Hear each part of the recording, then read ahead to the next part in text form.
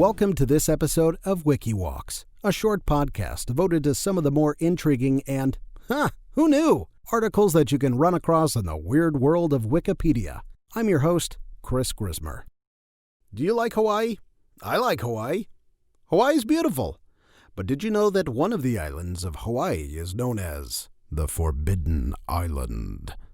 Just 17 miles from the coastline of Kauai, Hawaii boasts a historic restricted area. Yes, it is the small 70-square-mile island of Niihau, also known as the Forbidden Island. The island is actually a privately owned preservation project that for 150 years has been largely successful, save for the constant threat of outside influence. Niihau's transition to the Forbidden Island began in 1864, when Scottish widower Elizabeth Sinclair purchased the island from Hawaiian monarch King Kamehameha IV for $10,000 in gold for ranching purposes. My great-grandfather purchased the island from the monarchy, and it's been virtually unchanged since that date by my family. Bruce Robinson, the great-grandson of Eliza Sinclair, reported, "We've tried to maintain the request of the king when it was turned over. We maintained the island for the people and continued to work it as he had." King Kamehameha IV had actually offered Sinclair better real estate, which included an area from downtown Honolulu to Diamond Head in Waikiki. But Sinclair saw the island as a lush alternative for her large family since they had relocated from New Zealand. Kamehameha reportedly had one request for Sinclair. "Niihau is yours, but the day may come when Hawaiians are not as strong in Hawaii as they are now. When that day comes, please do what you can to help them." Sinclair and her descendants, the Robinsons, have done their best to honor the king's request. They rejected the colonization of the Hawaiian Islands by Westerners, especially when in 1893 the Americans ousted the indigenous monarchy and banned the Hawaiian language. Accounts vary on exactly when Niihau became the Forbidden Island. By one account, Sinclair descendant Aubrey Robinson stopped outsiders, including relatives of native Niihauans, from reaching the island in 1915. Yet great-grandson Keith Robinson reported that visits were actually officially curtailed in the 30s to protect indigenous Niihauans from contracting foreign diseases such as measles or polio, though this effort was retroactive, as 11 Niihauan children had actually died from such diseases. In the decades that followed, the Robinsons battled to keep the island out of state control. Former Hawaiian Governor John Burns campaigned until his death in 1972 to have the Robinsons evicted. The island turned into a state park, and in the process, help the native Niihauans to join civilization. Since Burns' passing, the island's current co-owners, brothers Keith and Bruce Robinson, continue to argue with Hawaiian authorities over their efforts to maintain Niihauan traditions.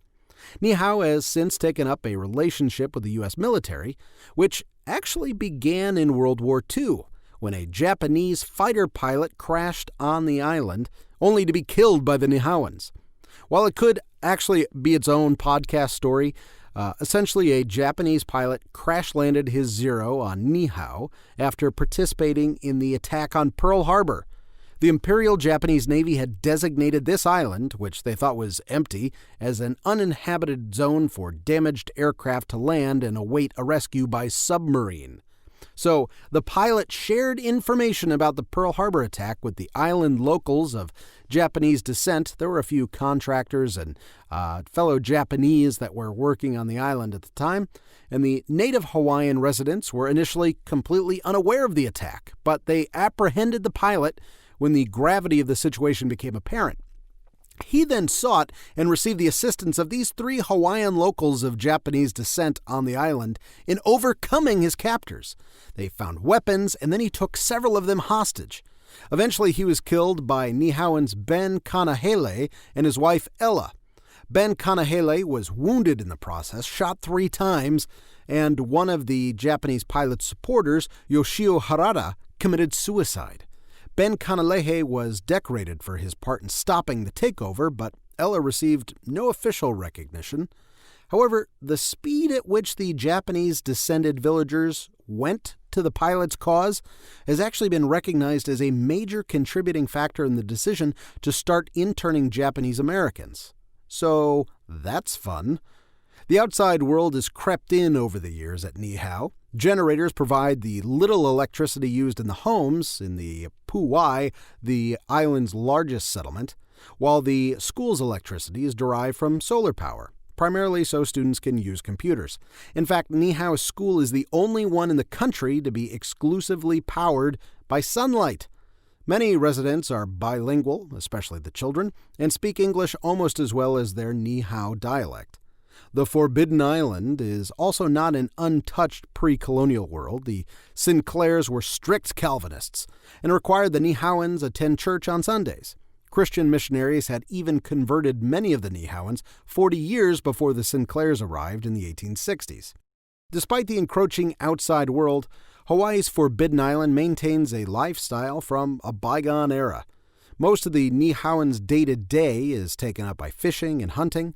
Modern conveniences are mostly non-existent. There's no indoor plumbing, no cars, no stores, no internet, no paved roads. Residents travel by bicycle or foot, and they don't pay rent. So you got that going for you, which is nice.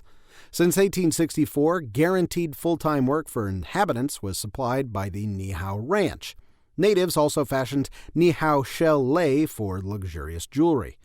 But in 1999, the Robinsons closed the ranch when it was admitted that no profit was made from cattle and sheep ranching or the processing of charcoal and honey on the island. Today, only part-time work is offered to a few with local tourism and a small U.S. Navy installation. The U.S. military has also been an important source of income for the island and for decades has run special operation training programs and even research and development of top-secret military defense systems there. Weekly supplies to the island are either brought in by the Robinson family or by the Niihauans themselves when they visit Kauai, the nearest Hawaiian island.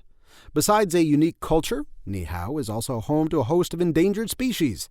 The most notable is the Hawaiian monk seal, which is considered the most endangered of all the world's seals, and the island is the primary habitat and nursery for the species. Because the Sinclairs abided by a strict Calvinist lifestyle, it followed that the island itself has many rules. If not obeyed, the family was given right to evict native Niihauans from the island altogether. Guns and alcohol were and are provided, and according to a former resident, men aren't allowed to grow long hair or wear earrings. The younger generations are also required to care for their elders. It's not bad, I guess. I don't know. One might think that this isolation and stringent lifestyle would breed a reclusive nation, but a former director of Hawaii's Department of Land and Natural Resources noted that people leave the island all the time. Residents come and go as they please, but over recent years, more relocate to Kauai or further afield. It's estimated that only 70 permanent residents remain, which is a considerable reduction since the last census in 2010 put it at 170. The main reason for the exodus? Unemployment. Since the closure of the ranch in 1999, job opportunities are scarce outside of fashioning jewelry or working at the school. The families that supplement their income with traditional lei making can sell a piece for thousands, but access to these Niihau shells is becoming quite scarce. It's becoming evident that tourist dollars are required to keep the island economy afloat, which means that the Forbidden Island is more accessible than the name suggests. Kauai boat tours offer day-long snorkeling and dive packages, while the Robinsons offer guided tours, hunting safaris, and helicopter trips to remote parts of the island. Though these tours are carefully controlled so as to avoid contact with the Niihauans, it is difficult to ascertain how long their culture can be maintained. While it is an ancient type of culture, they're a very modern type of people, Bruce Robinson said. The problem today for these natives is deciding how many concessions they'll have to make to their traditional lifestyle without losing their ancient Hawaiian way of life. The Robinsons vow to do all they can to preserve this native history. There's a feeling of inner peace and renewal that we don't understand in the outside world, Bruce Robinson told lawmakers. The Western culture has lost it, and the rest of the islands have lost it too. The only place it's left is on Niihau. So, there is the surprising story of Hawaii's Forbidden Island. I bet you didn't know that it had been owned by the same Scottish family for the last 160 years, huh? And that they really haven't changed during that time. Although, at this rate, the way things are trending, it's anyone's guess just how long it will stay that way.